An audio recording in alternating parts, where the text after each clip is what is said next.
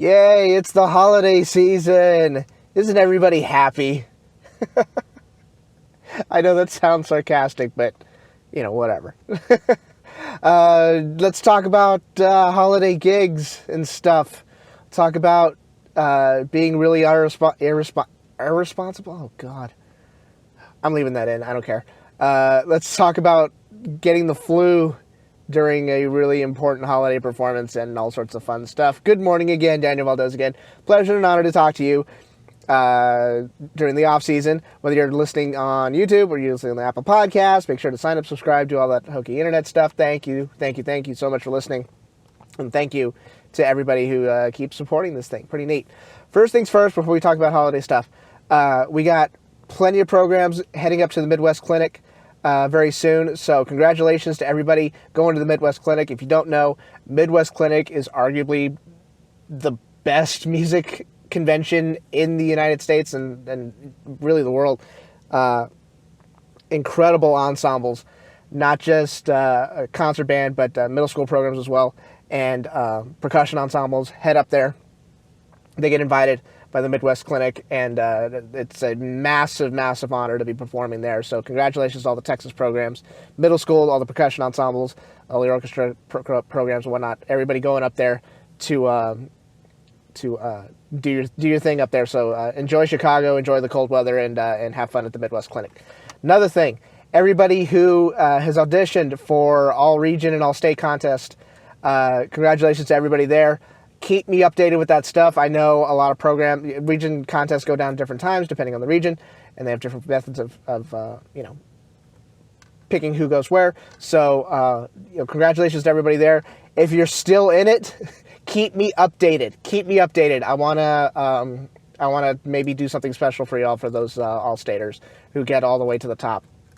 That's a very, very difficult thing to do. It's very nerve-wracking. I got a lot of messages from kiddos that were saying that they were really nervous and they didn't know how they were going to handle it. And, hopefully I'll handle it pretty well. And congratulations to everybody who's advanced to area with a shot at going to the state, going to make an all-state. It's as far as individual accomplishments go, that's the crown jewels. That's the prime rib right there. So congratulations to everybody still in it, and congratulations to everybody who's auditioned so far.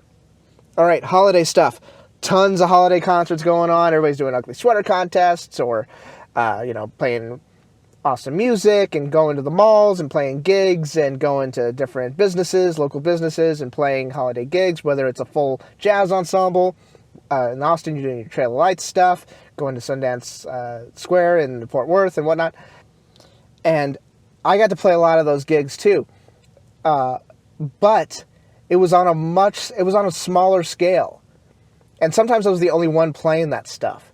I remember my junior year, my orchestra director, I was in full orchestra all 4 years of high school. Insane experience. It's so different working with strings and whatnot. It was so thankful for that experience. But anyways, my junior year, my orchestra director came up to me and said, "Hey, would you be willing to play some holiday gigs? The choir, the choir at Churchill wants an oboe player and a flute player to play one piece on stage for their holiday concerts." I said, "Sure, great." And there might be something else like, "Oh, there's a small church that needs an oboe player and a flute player for whatever." And I was like, "Yeah, sure, I'll play anything." I didn't care where I was playing. The place of worship, it didn't matter who it was, what you belonged to. I just wanted to play my horn in front of people. Simple as that. So she's like, "Okay, I'll make sure you have the music with enough time." And it wasn't difficult music or anything like that. But of course, you want to be able to play with an ensemble and, get a little bit of repertoire instead of just showing up the day beforehand and be like, "Hey, jackass oboe player," whatever. So I got to do a lot of that stuff. I got to go to churches. I got to go to all sorts of places of worship and play that stuff. I got to play for the choir at school. I got to play all sorts of stuff. But there's two stories that stand out doing these holiday gigs. Here's one of them. When I was a senior in high school, I was given an unofficial title called the jazz band manager. The reason they gave me that title is because I was the only person that they knew that had a truck. My first vehicle was a 1984 blue Ford F-150 with 2 gas tanks in it and no bed liner. Like, this was a... And oh, by the way, if this car, if it was less than 60 degrees outside, my vehicle would not start up. It would take... You'd have to try to turn it over twice, and then wait 10 minutes, and then attempt to turn it over, and it would go. That's how old of a truck it was. This truck was older than I was. So let's let that marinate in your head for a while. So I had that truck, and I remember Mr. Casanova came up to me and said, hey, would you be willing to haul some equipment around for some gigs that we're having during the holiday season? I said, of course, no problem. I've got nothing to do. I'm senior, barely taking any classes. Didn't care anymore. I was like, yeah, sure. I'll do that. So they had to go. I remember one Saturday they played 2 gigs.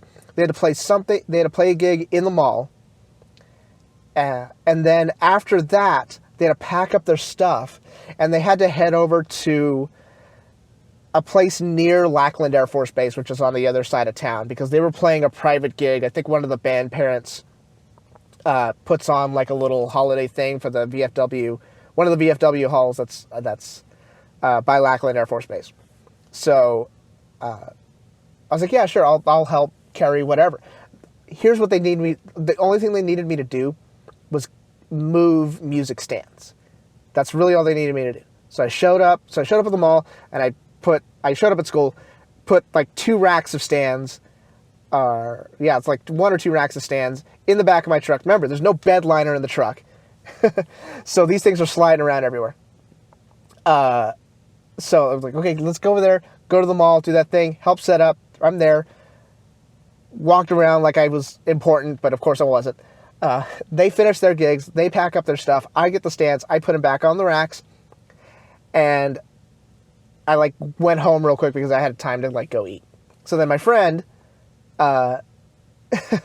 Megan, she asked me that day, she was in the jazz band. She goes, hey, do you think you can give me a ride to this other gig that's at Lackland? It's like, yeah, sure. Just letting you know there's going to be music stands in the back of the truck. It's, okay, no worries.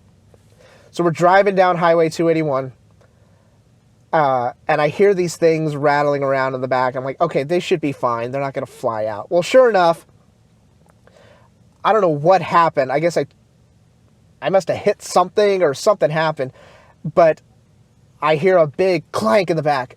And I look in my rear view mirror, and there are 3 music stands spread out on in the middle of the major highway in San Antonio. Of course, I pulled off. I'm freaking out. Megan's freaking out. I pulled off to the side. I get out of my truck. Of course, I'm not going to go chase after these things. I know I have plenty of stands, but I wasn't about to tell my band directors that I had those things. I wasn't about to tell them, oh, by the way, there's music. You lost 3 music stands. They're on the side of the highway. They're in the middle of the road, I should say. So I left those there. I was like, oh my gosh, I'm such an idiot. So finally we made it up to the gig and everything was great. But yeah, I was a little bit of a goofball back then, to say the least. Here's the other gig. I played at a very small Presbyterian church that was a couple of miles south of the high school. I'd been playing there for about 2 or 3 years. Played the holiday concert, played their Easter little celebration thing. How should I put this? It was a very small church. Maybe 100 people could fit in there with standing room only. Maybe 100 people, a very small thing. But their music director really wanted to put on like a big concert for her congregation. So they had like 15 or 20 singers that were part of their congregation, and they asked some of the orchestra people and some of the band people to be a part of it as well. So we said, of course, yeah, it'd be no problem. By the way, this was a paid gig. I didn't get paid for many of these holiday things, but this Presbyterian one, they paid pretty well. So once word got out, people were clamoring, trying to get in there and stuff like that. It's a whole other story. So we get there. We always held a rehearsal on the Wednesday before the performance, and then Sunday. Sometimes it was Sunday after or Sunday morning. Sometimes it was Sunday evening. Just kind of depended on what they wanted to do. The Wednesday rehearsal was like 5 hours long. It wasn't difficult music, but it was a long program. We were playing like 12 or 13 different pieces, like taking you all the way through Christmas, like everything that happened. So it was a lot of fun. It was it took a night to get that all down, but it was worth it. So I did that for a couple of years, and then came my senior year. It seems like all my bad stuff happened my senior year. All the weird, embarrassing stuff happened that year. Whatever. So it's time to play the holiday concert. You want to do it? Of course I want to do it. We get there Wednesday. We do the rehearsal. Everything's great. These people were so happy to see us. They were so thankful that they had orchestra and band kids come over and play music for them. They were so grateful, and I'll remember that forever. So Wednesday, rehearsal, bam, done. Well, Thursday, started feeling sick. And I was a different kind of sick. It wasn't like, hey, I'm sneezing, coughing. Like, no, I feel like death. That Thursday, I got the flu for the first time ever and the only time ever. I've had the flu once, and it happened to be before a paid Christmas concert. I missed school. I missed that Friday of school, and like I never missed school. I didn't skip school. I didn't do any of that stuff. I was rarely sick to the point where I had to miss school. And I don't know if anybody else had to go through this. My mom was retired at that point. She was just, she would hang around the house. She'd clean the house. She'd do this and run errands and stuff. But I mean, she had been retired since then at that point. Anytime I got sick, she got pissed, like angry pissed.